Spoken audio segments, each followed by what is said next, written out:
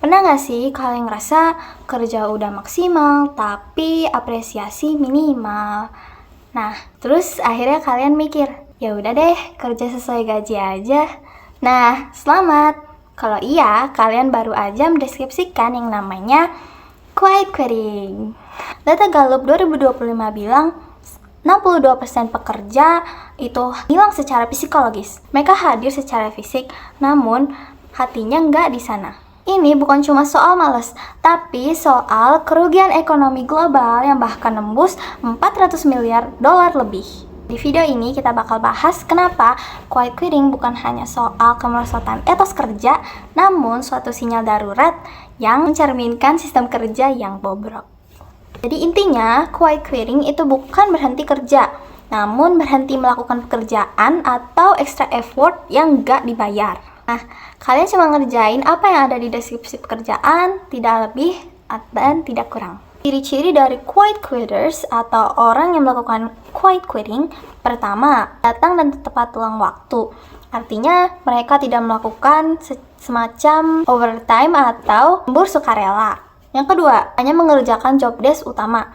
Ketiga, orang minat ikut proyek tambahan atau rapat non-esensial. Dan yang keempat, emotional detachment. Jadi, nggak terlalu ambil pusing soal target ambisius kantor.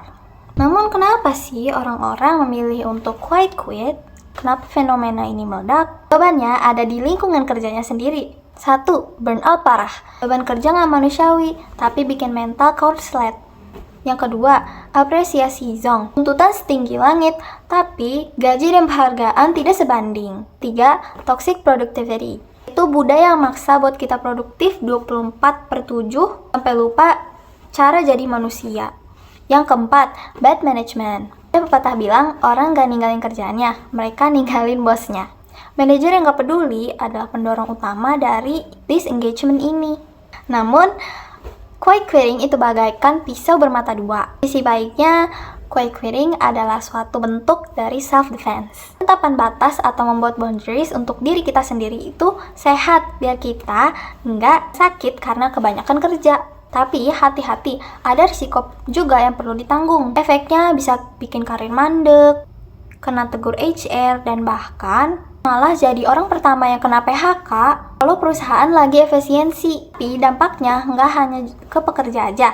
Dampak dari quiet quitting juga bisa kena ke kantor atau organisasi.